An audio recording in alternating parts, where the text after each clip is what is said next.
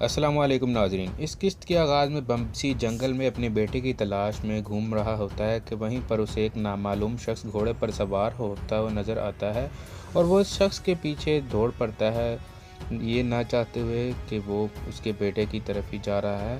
फिर वो एक नामालूम मकाम पर पहुँचे जहाँ पर अलबस्ती उसके बेटे को अगवा करके खड़ा होता है और वहाँ पर बमसी पहुँचते हुए अपने बेटे को देख कर दहाड़ता है और कहता है कि कौन हो तुम लोग और मेरे बेटे को यहाँ पर क्यों बांधा हुआ है? छोड़ दो उसे, वरना मैं तुम लोगों का नामो निशान मिटा दूंगा। इससे कहते ही वो घोड़े से उतरता है और सब लोग उसका घेरा डालकर उसे पकड़ने की कोशिश करते हैं, जिस पर बमसी मज़ाहमत करते हुए कहता है कि मैं तुम में से किसी को भी ज़िंदा नहीं छोड़ूंगा।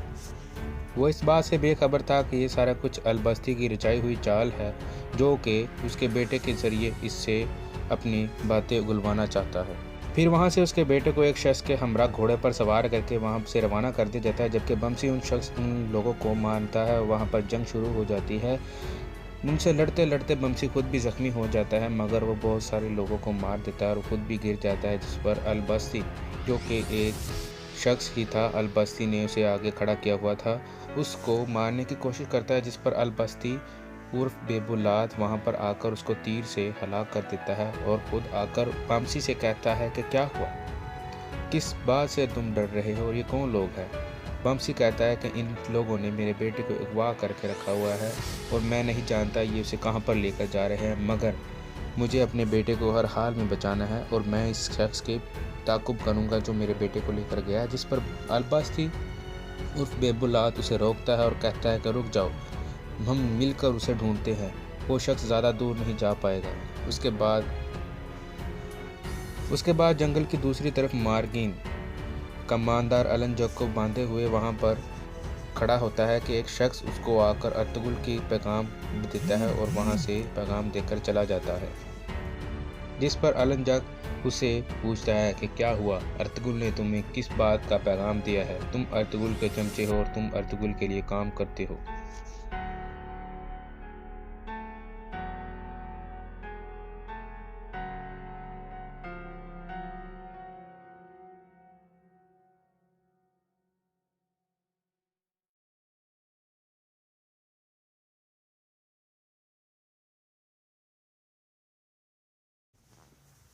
अस्सलाम वालेकुम नाज़रीन। इस किस्त के आगाज़ में दिखाया गया है कि मंगोल कमांडर अलंजक अपने सिपाहियों के साथ और अपने हमरा अलबस्ती के साथ उस जासूस की तरफ जा रहे थे, जो कि नामालूम मकाम पर मुंतकिल करके उससे तफ्तीश की जा रही थी।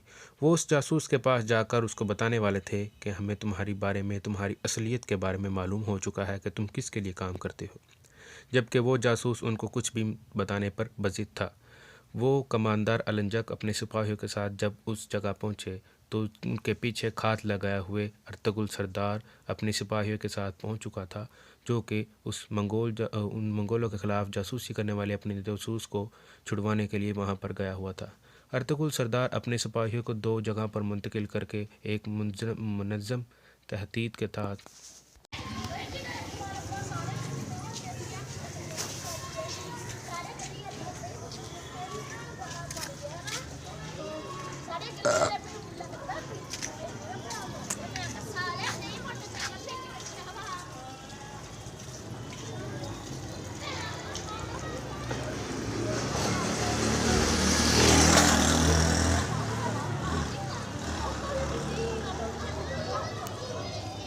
बच्चे बड़े शरारती हैं आजकल, शरारतें बहुत ज़्यादा कर रहे हैं बच्चे, तंग करते हैं माँ बाप को भी, घर वालों को भी और बाहर वालों को भी। कौन समझाए इन्हें, बच्चे कौन कहेगा इन लोगों को अगर ये तंग नहीं करेंगे।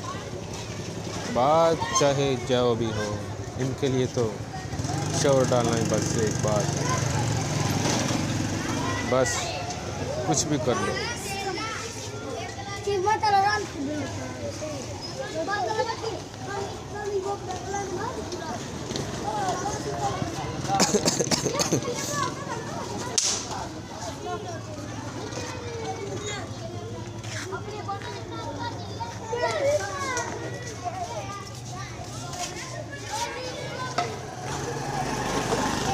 हज़रात जिंगाला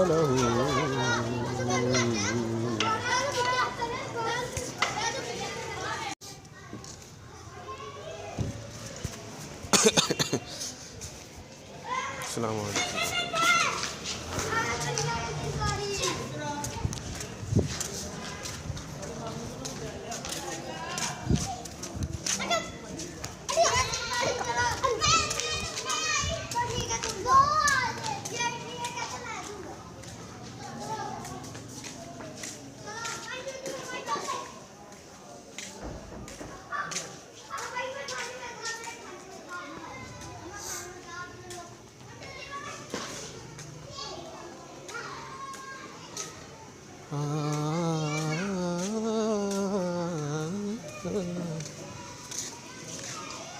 ہوئی کھیر.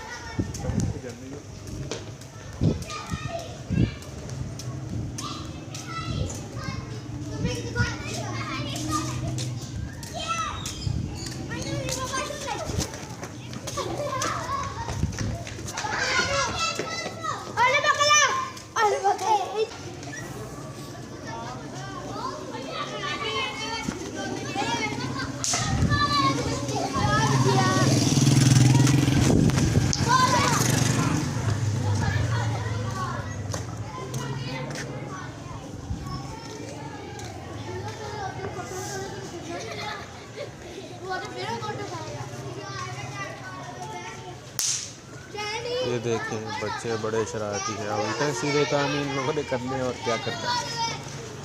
جو مرضی سمجھا لو ان کو، یہ کسی کی بات نہیں سنتے، نہیں مانتے. ان کو وہی کرنا ہے جو ان کے دل کی مرضی ہے. اللہ بہتر جانتا ہے. بس کیا کرے گی. سمجھا بھی سکتے ہیں مگر یہ سمجھتے بھی نہیں ہیں.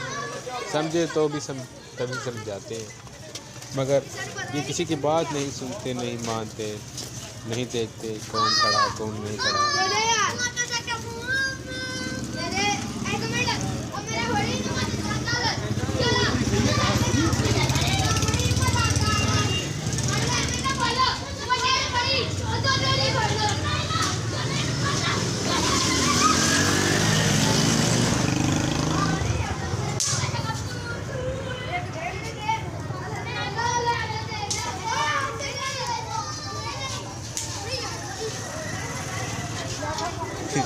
گانے شکل کا بوم بوم بڑے گانے ہیں. کوئی حال نہیں اتنا گانے گا رہے، کوئی کچھ کر رہے، کوئی کچھ کر رہے. اوپر دسمبر دیا چھٹیاں آ رہی ہیں، ان حال دیکھنا شکل دیکھنا نہیں.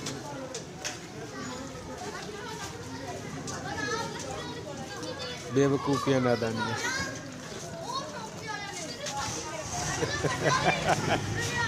جمپنگ نظر آئے.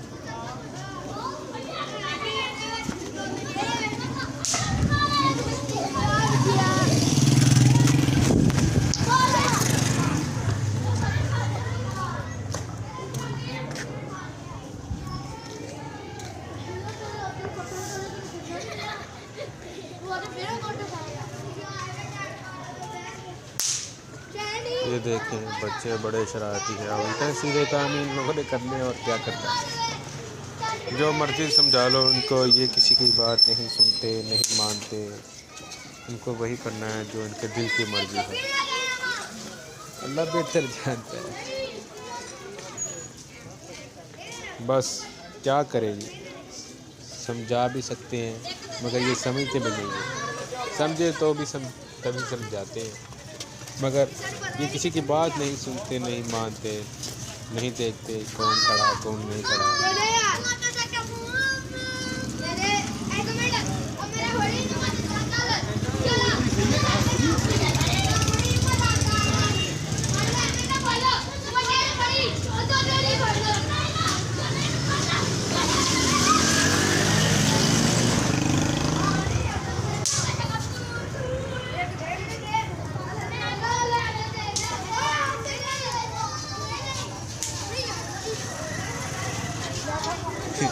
گانے شکل کا بوم بوم، بڑے گانے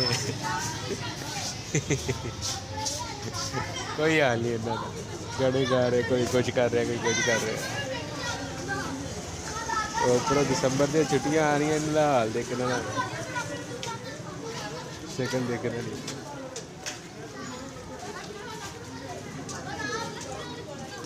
بے وقوفیاں نادانیاں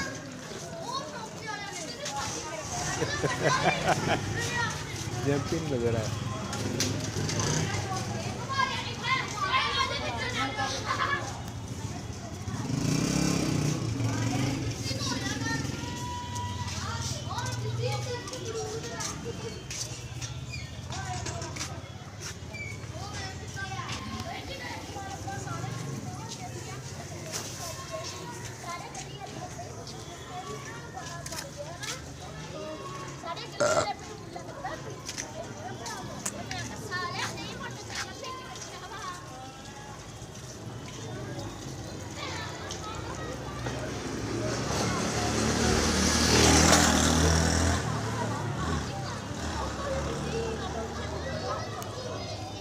بچے بڑے شرارتی ہیں آج کل، شرارتیں بہت زیادہ کر رہے ہیں بچے، تنگ کرتے ہیں ماں باپ کو بھی، گھر والوں کو بھی اور باہر والوں کو بھی، کون سمجھائے انہیں، بچے کون کہے گا ان لوگوں کو اگر یہ تنگ نہیں کریں گے، بات چاہے جو بھی ہو ان کے لیے تو شور ڈالنا ہی بس ایک بات ہے، بس کچھ بھی کر لو۔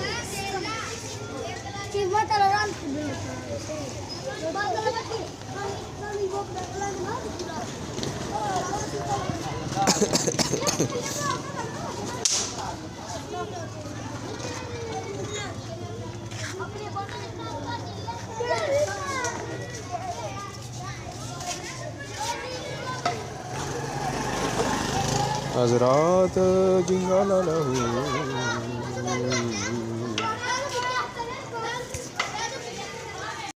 ناظرین، سلطان برقع خان کا قبول اسلام۔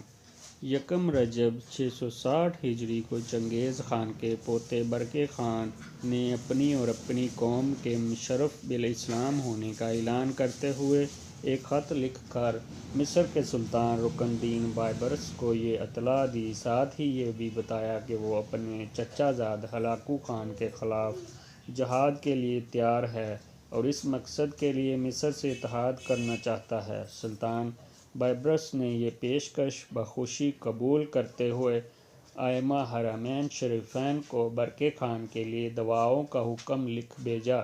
تمام شہروں میں بھی فرمان بھیجا گیا کہ جمعے کے خطبے میں خلیفہ اور سلطان کے بعد برقع خان کے لیے دعا کی جائے۔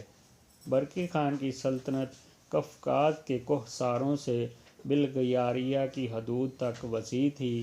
شوال 660 ہجری ستمبر 1262 عیسوی میں ہلاکو خان شام اور مصر پر دوبارہ حملے کی تیاری کر رہا تھا کہ برقع خان کی فوج قفقاز کے فلک بوس دروں سے نمودار ہونے لگی۔ یہ دیکھ کر ہلاکو خان کو شام کی مہم ملتوی کر کے بحیرہ خزر کی طرف فوج بھیجنا پڑی۔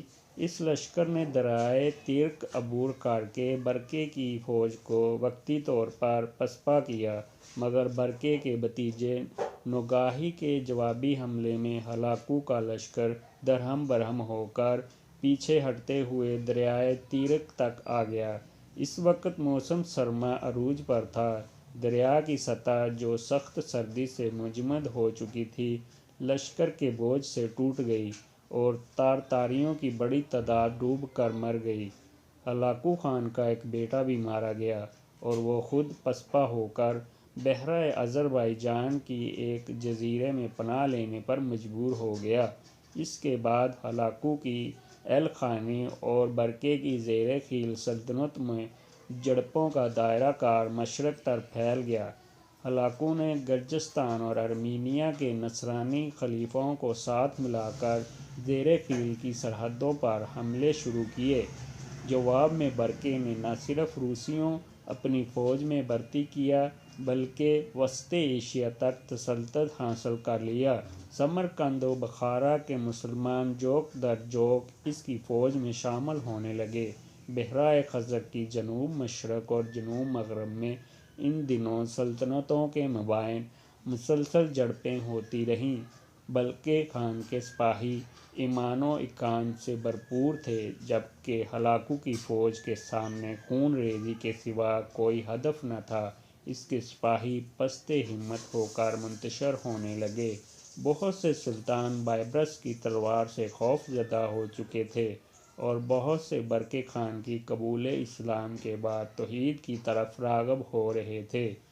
تارتاریوں اب دو واضح جماعتوں میں بٹ گئے تھے: اسلام دشمن اور اسلام دوست۔ اسلام دوست تاتاری خود کو برقے خان کی طرف منسوب کرنے لگے۔ ان میں جو شامی سرحدوں کے آس پاس تھے، انہیں برقے خان کی دور دراز مملکت کی بجائے مصر جانا بہتر محسوس ہوا، چنانچہ ہزاروں تاتاریوں مصر کی طرف منتقل ہونے لگے۔ سلطان کو اطلاع ملی تو تمام شہریوں کے گورنر کو حکم دیا کہ ان کی پوری طرح مہمان نوازی اور دل جوئی کی جائے اور ذاتی سفر دے کر مصر بھیج دیا جائے۔ کچھ دنوں میں تاتاریوں کے کئی گروہ مصر پہنچے اور سلطان سے امان طلب کی۔ یہ تاریخ میں پہلا واقعہ تھا کہ تاتاری کسی غیر قوم سے امان مانگ رہے تھے، ورنہ اس سے پہلے ان کے ہاں ایسی کوئی مثال نہ تھی۔ وہ صرف مارنا یا مرنا جانتے تھے۔ سلطان نے ان کی بہت بڑی ضیافت کی، انعام و اکرام سے نوازا اور رہائش دی۔ ان کی بڑی تعداد مشرف بالاسلام ہو گئی۔ اسی طرح ایک شفاق فاتح قوم اسلام کی مفتوح ہو گئی۔ علامہ اقبال نے تاتاری منگولوں کو فتنہ تاتار کا نام دیتے ہوئے اور برقے خان کے مسلمان ہونے پر یہ شعر لکھا ہے: آیا فتنہ تاتار کے افسانے سے، پاسباں مل گئے کعبے کو صنم خانے سے۔ طب نبوی۔ طب نبوی کی روشنی میں مندرجہ ذیل چیزوں کی افادیت: جیسا کہ زیتون کے فوائد رسول اللہ صلی اللہ علیہ وآلہ وسلم نے فرمایا، زیتون کھایا کرو اور اس کے تیل کی مالش کیا کرو، اس لیے کہ جو شخص روغن زیتون کی مالش کرتا ہے اس کے پاس 40 روز تک شیطان نہیں آتا۔ سبحان اللہ۔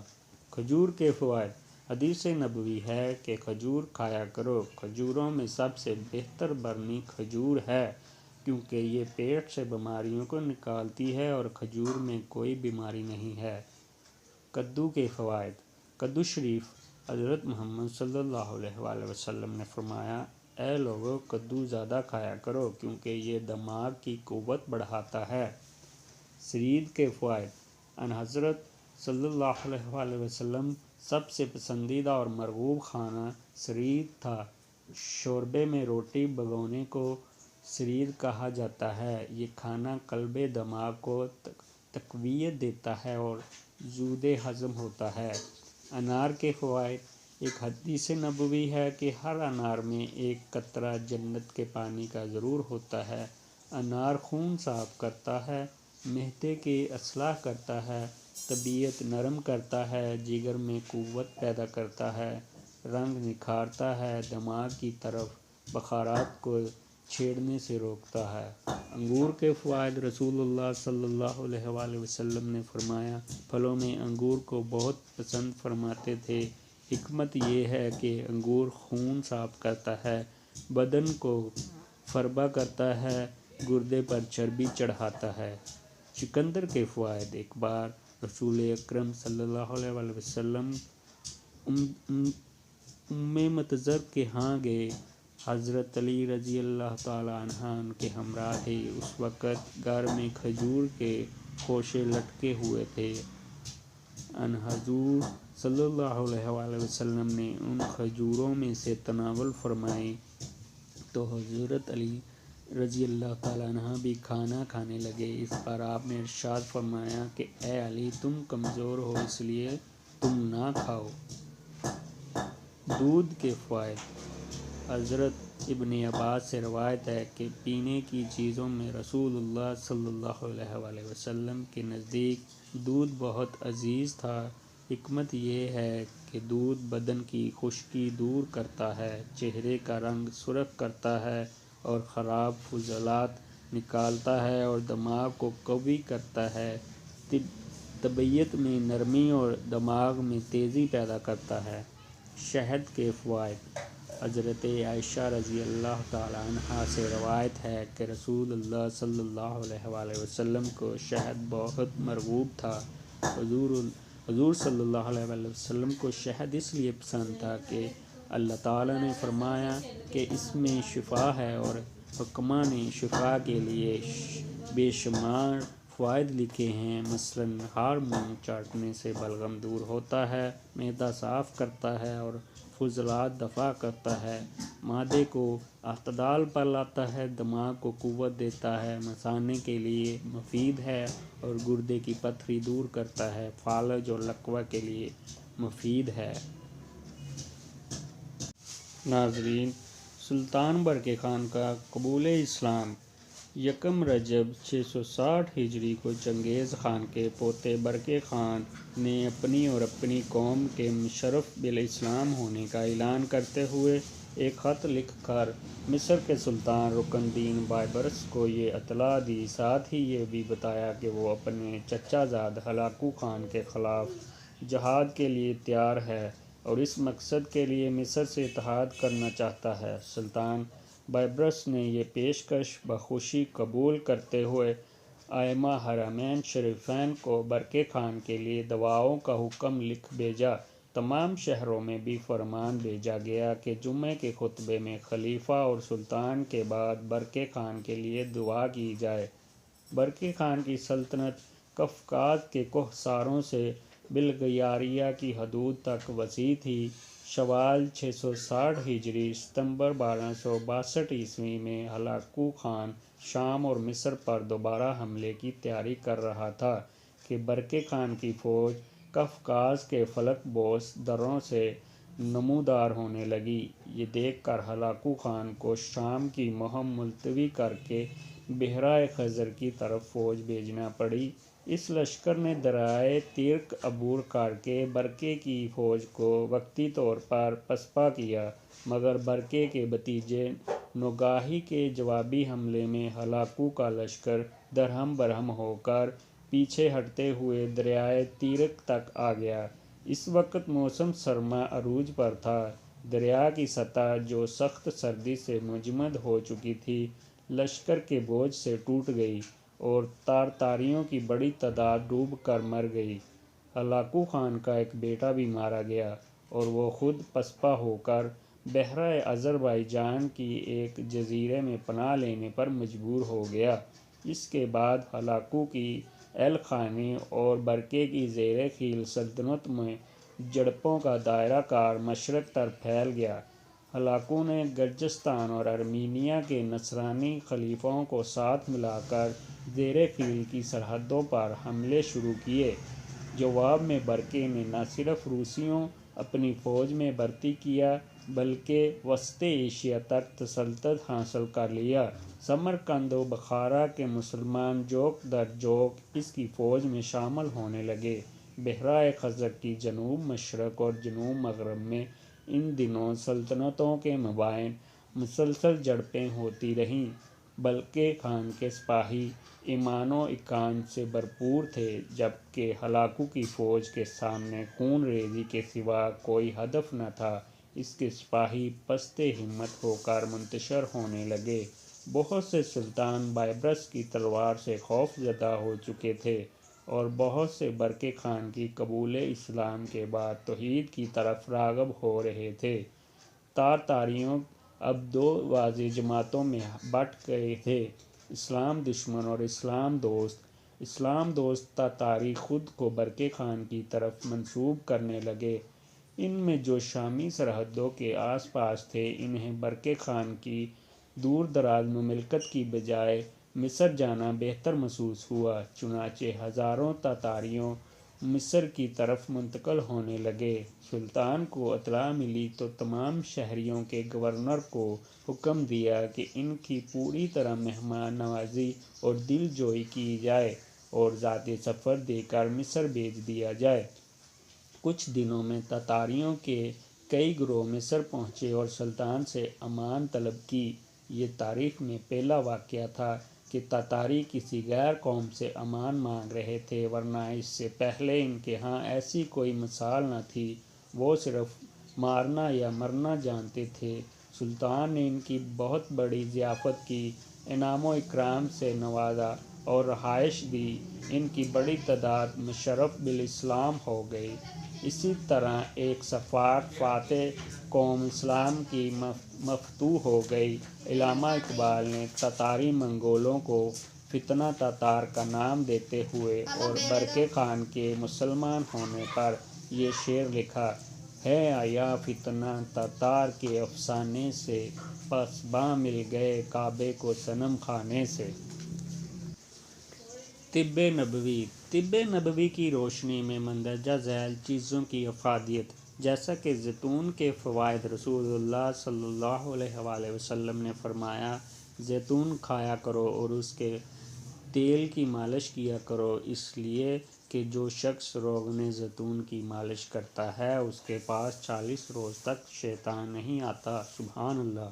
کھجور کے فوائد: حدیث نبوی ہے کہ کھجور کھایا کرو۔ کھجوروں میں سب سے بہتر برنی کھجور ہے، کیونکہ یہ پیٹ سے بیماریوں کو نکالتی ہے اور کھجور میں کوئی بیماری نہیں ہے۔ کدو کے فوائد: کدو شریف۔ حضرت محمد صلی اللہ علیہ وآلہ وسلم نے فرمایا: اے لوگو، کدو زیادہ کھایا کرو، کیونکہ یہ دماغ کی قوت بڑھاتا ہے۔ ثرید کے فوائد: ان حضرت صلی اللہ علیہ وآلہ وسلم سب سے پسندیدہ اور مرغوب کھانا ثرید تھا۔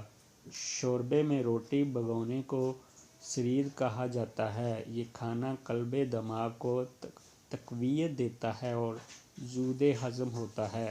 انار کے فوائد: ایک حدیث نبوی ہے کہ ہر انار میں ایک قطرہ جنت کے پانی کا ضرور ہوتا ہے۔ انار خون صاف کرتا ہے، معدے کی اصلاح کرتا ہے، طبیعت نرم کرتا ہے، جگر میں قوت پیدا کرتا ہے، رنگ نکھارتا ہے، دماغ کی طرف بخارات کو چھیڑنے سے روکتا ہے۔ انگور کے فوائد: رسول اللہ صلی اللہ علیہ وآلہ وسلم نے فرمایا، پھلوں میں انگور کو بہت پسند فرماتے تھے۔ حکمت یہ ہے کہ انگور خون صاف کرتا ہے، بدن کو فربہ کرتا ہے، گردے پر چربی چڑھاتا ہے۔ چقندر کے فوائد: ایک بار رسول اکرم صلی اللہ علیہ وآلہ وسلم ام مطزر کے ہاں گئے۔ حضرت علی رضی اللہ تعالیٰ عنہ ان کے ہمراہ تھے۔ اس وقت گھر میں کھجور کے خوشے لٹکے ہوئے تھے۔ ان حضور صلی اللہ علیہ وآلہ وسلم نے ان کھجوروں میں سے تناول فرمائی تو حضرت علی رضی اللہ تعالیٰ عنہ بھی کھانا کھانے لگے۔ اس پر آپ نے ارشاد فرمایا کہ اے علی، تم کمزور ہو، اس لیے تم نہ کھاؤ۔ دودھ کے فوائد: حضرت ابن عباس سے روایت ہے کہ پینے کی چیزوں میں رسول اللہ صلی اللہ علیہ وآلہ وسلم کے نزدیک دودھ بہت عزیز تھا۔ حکمت یہ ہے کہ دودھ بدن کی خشکی دور کرتا ہے، چہرے کا رنگ سرخ کرتا ہے اور خراب فضلات نکالتا ہے اور دماغ کو قوی کرتا ہے۔ طبیعت میں نرمی اور دماغ میں تیزی پیدا کرتا ہے۔ شہد کے فوائد۔ حضرت عائشہ رضی اللہ تعالیٰ عنہا سے روایت ہے کہ رسول اللہ صلی اللہ علیہ وآلہ وسلم کو شہد بہت مرغوب تھا۔ حضور صلی اللہ علیہ وآلہ وسلم کو شہد اس لیے پسند تھا کہ اللہ تعالیٰ نے فرمایا کہ اس میں شفا ہے، اور حکماء نے شفا کے لیے بے شمار فوائد لکھے ہیں۔ مثلاً ہارمون چاٹنے سے بلغم دور ہوتا ہے، معدہ صاف کرتا ہے اور فضلات دفع کرتا ہے، معدے کو اعتدال پر لاتا ہے، دماغ کو قوت دیتا ہے، مثانے کے لیے مفید ہے اور گردے کی پتھری دور کرتا ہے، فالج اور لقوہ کے لیے مفید ہے۔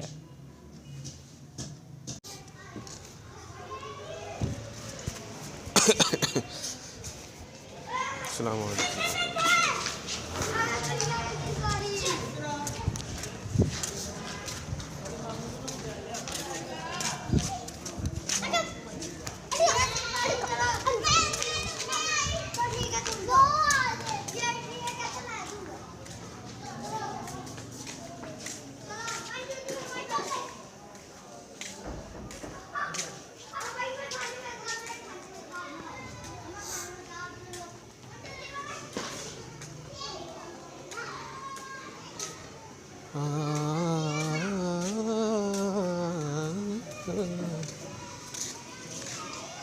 ہوئی کھیر۔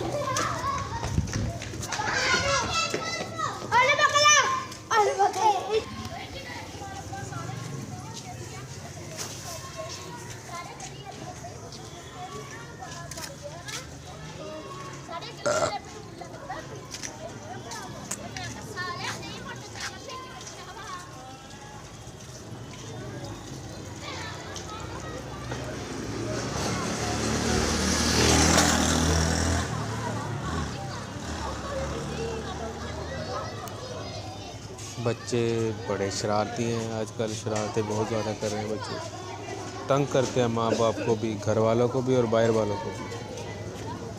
کون سمجھائے انہیں، بچے کون کہے گا ان لوگوں کو اگر یہ تنگ نہیں کریں گے۔ بات چاہے جو بھی ہو، ان کے لیے تو شور ڈالنا ہی بس ایک بات ہے، بس کچھ بھی کر لو۔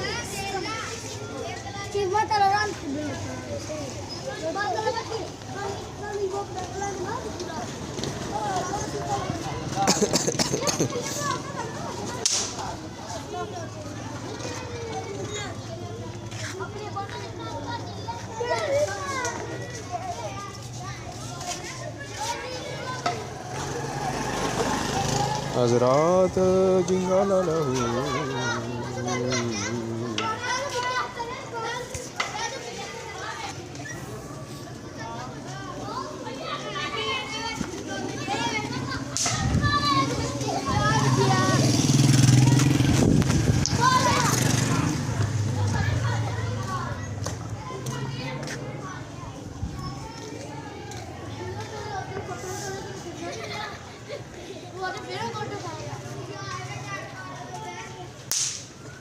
یہ دیکھیں بچے بڑے شرارتی ہیں، الٹے سیدھے کام ان لوگوں نے کرنے اور کیا کرنا ہے۔ جو مرضی سمجھا لو ان کو، یہ کسی کی بات نہیں سنتے، نہیں مانتے، ان کو وہی کرنا ہے جو ان کے دل کی مرضی ہے۔ اللہ بہتر جانتا ہے،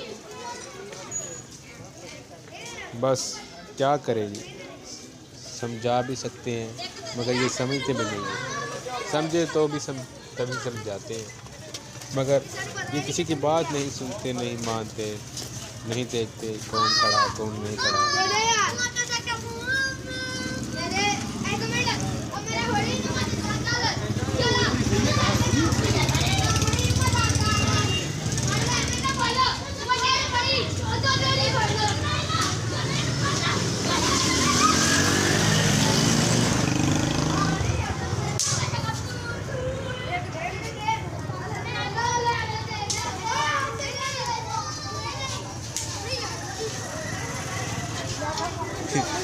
گانے شکل کا بوم بوم بڑے گانے کوئی حال نہیں اتنا گانے گا رہے کوئی کچھ کر رہا کوئی کچھ کر رہا اوپر دسمبر دیا چھٹیاں آ رہی ہیں ان کا حال دیکھنا شکل دیکھنا نہیں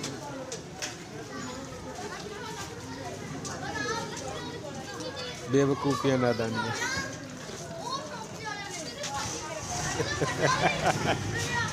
جمپنگ نظر آئے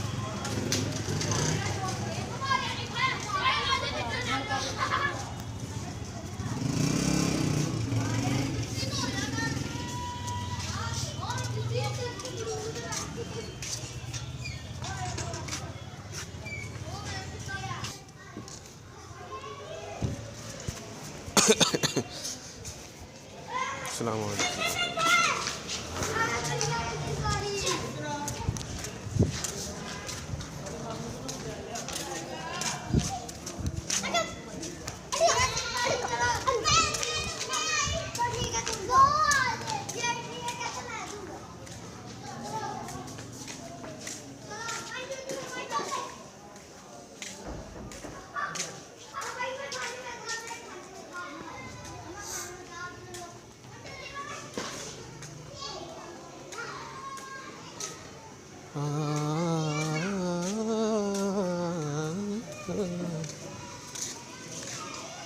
ہوئی کھیر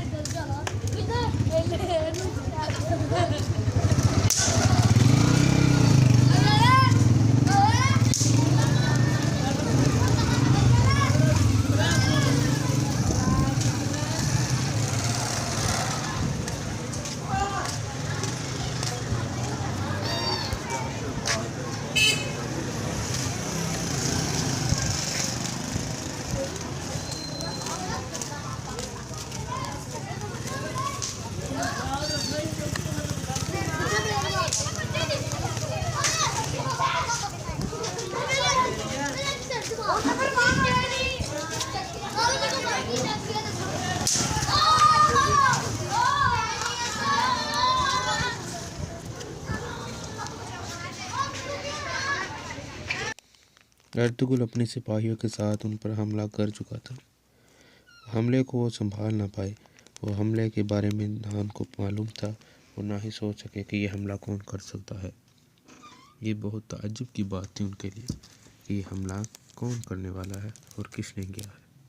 وہ ان سپاہیوں کے اوپر حملہ کر رہے تھے جو مختلف ٹولیوں کی شکل میں مختلف مقامات پر موجود تھے اور پہرہ دے رہے تھے۔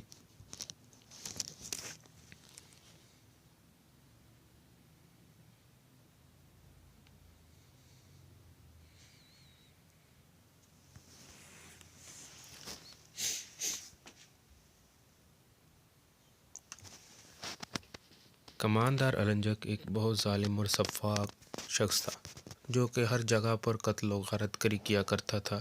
اس نے ہر جگہ پر قتل و غارت گری کا بازار گرم کر رکھا تھا۔ لوگ اس کے خوف سے، اس کی دہشت سے کانپتے تھے اور اس سے پناہ مانگتے تھے۔ وہ ایک نہایت ہی ظالم اور بے رحم شخص تھا جس نے ہر جگہ پر لوگوں کو جا کے قتل کیا اور ان کی لاشوں کو بھی مسخ کر